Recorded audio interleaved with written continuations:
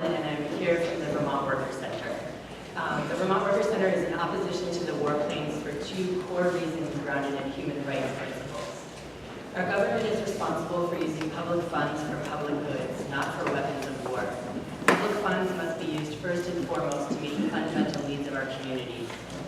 The misplaced and wasteful spending on warplanes is a prime example of why we need a people's budget that respects our human rights and has the clear purpose of advancing equity and dignity in our communities. Public development policies and subsidies must be grounded in the human rights of our communities and advance equity and dignity among all residents. Among the greatest development needs in Burlington are affordable, safe housing and good, sustainable jobs.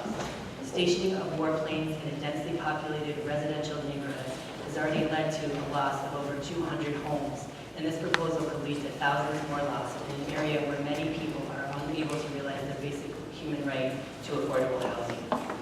Development initiatives must never be conceived as a trade-off between different community needs, such as housing or jobs, economic development, or environmental protection.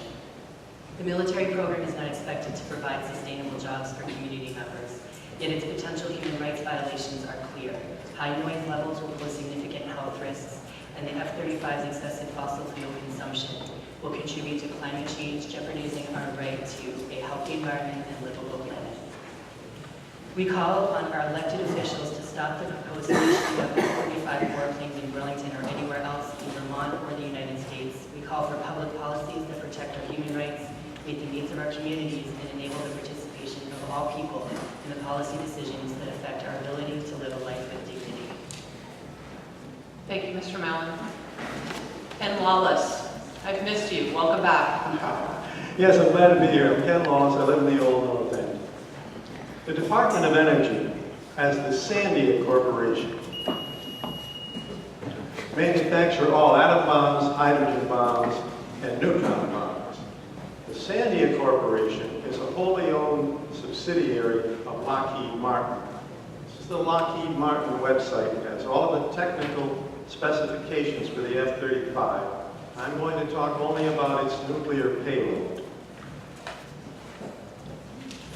B-61 upgrades 11 and 12, thermonuclear up to 340 kiloton implosion bomb. One more time, 340 kiloton implosion bomb. I believe you'll find that 340 kilotons is vastly larger than the bombs that destroyed Hiroshima and Nagasaki. The presence of this weapon at the Burlington Airport, if the F-35 is deployed here, ought to be at the heart of the debate. It's much more important than the noise, as important as that is. This is a doomsday weapon, and we're opposed to it. Thank you.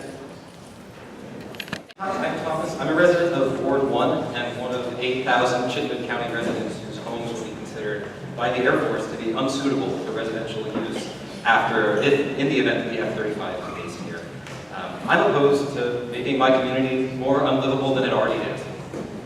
And facing the F-35 here would be proof positive that the rich and well-connected in Vermont can get whatever they want, even if that means destroying communities in Canada.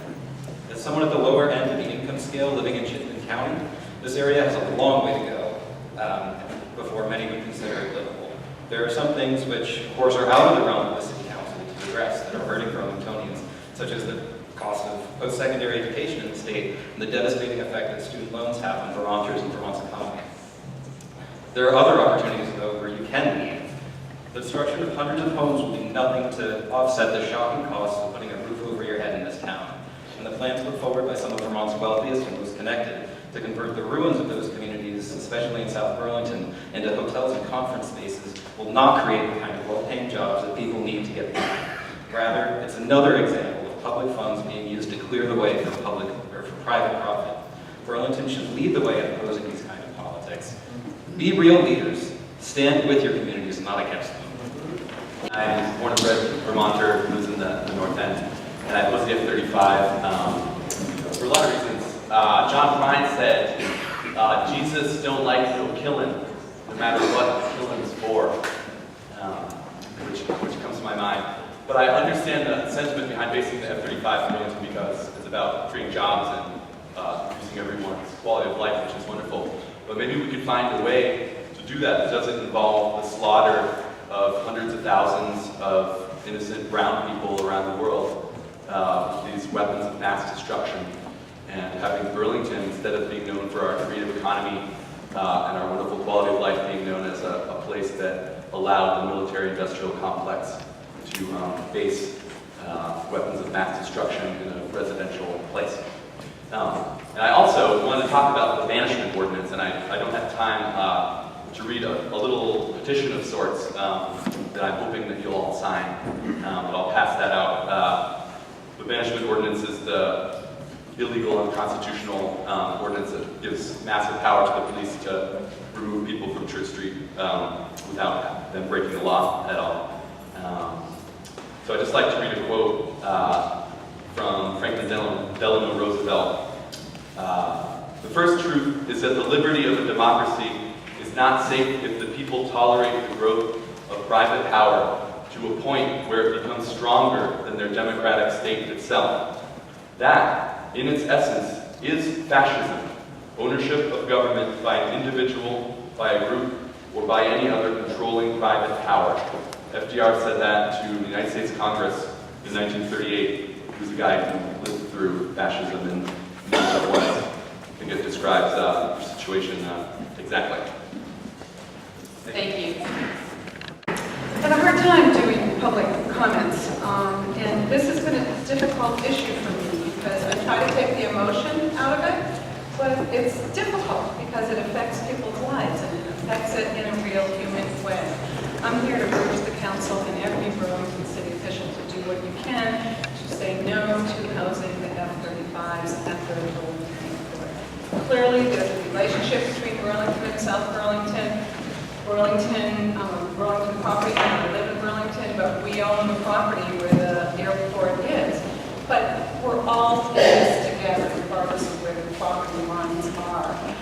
My issue is primarily that it is going to affect people who have the least amount of options and other resources. And it's an issue of economic injustice. It's not whether I think the planes are too loud, or whether Ben Cohen thinks the planes are too loud, or whether Willow Weinberger thinks the planes are too loud. The federal government can't have it both ways. They said, if you're in this area, the place is unfit for human habitation. If it's unfit for human habitation, then shame on us if we bring planes in that put people in that situation. It's not fair. It's also not fair economically. I've heard we need to support the Air Guard, we need their money. What about the money of the people who live there? They pay taxes, they buy gas, they pay utilities, they buy their groceries. We're going to lose that because there's no place else in South Burlington to go that might be anywhere near as affordable. This used to be a wonderful neighborhood. I don't know if anybody's been out there recently, but take a walk with your dog through the South Burlington neighborhood that has been destroyed. I appreciate addressing the comments to me. I'm sorry. Just please do what you can to say no. And also, I want to support what the last person just said. Be prepared for if they come, what are we going to do? Be prepared if they don't come, what are we going to do? Thank you. I live 236 North Willard. I am against the F-35 coming here.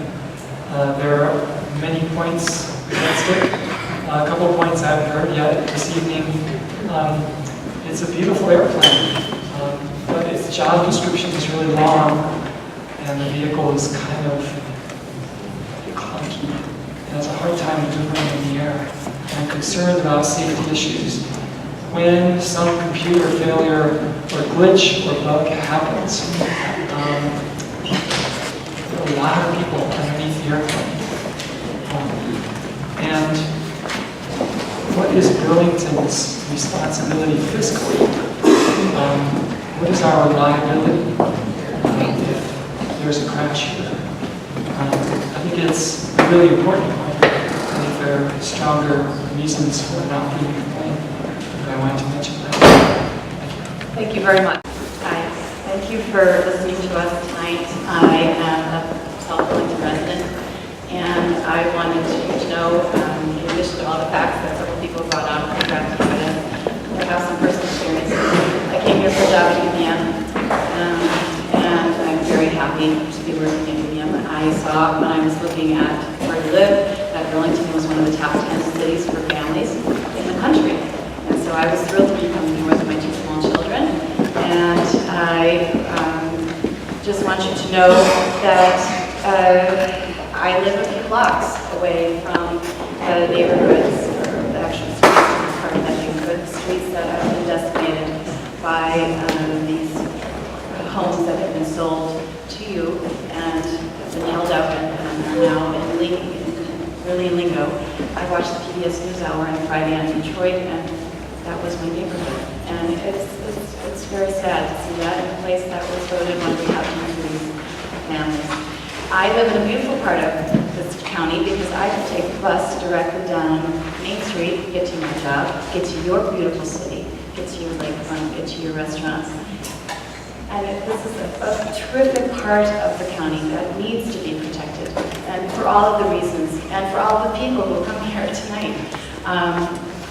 We are communities that are mutually in need of each other. We need you, Burlington, to survive and thrive, I'm using the term, and you need us to survive and thrive because we're mutually dependent on one another.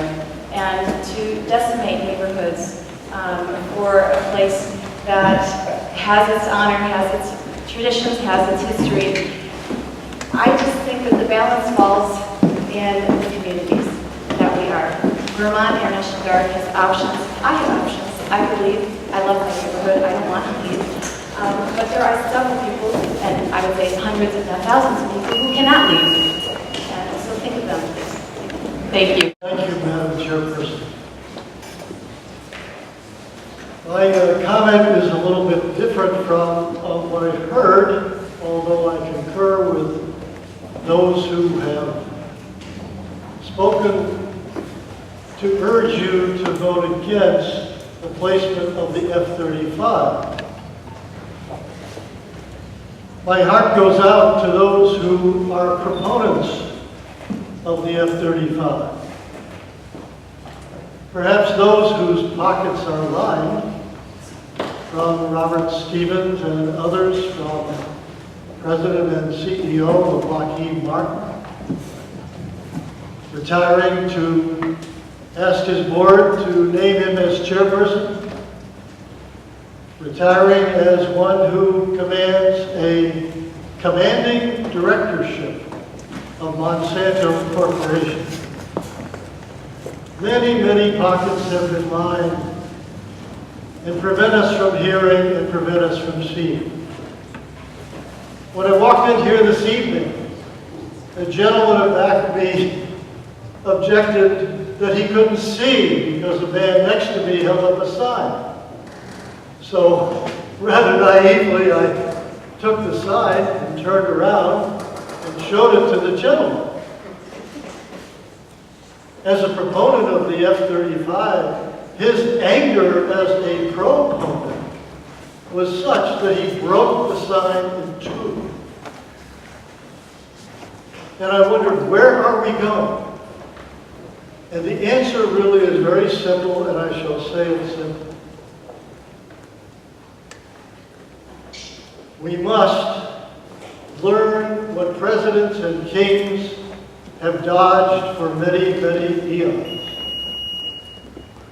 Learn the art of reconciliation, and there you will find the answer. Thank you.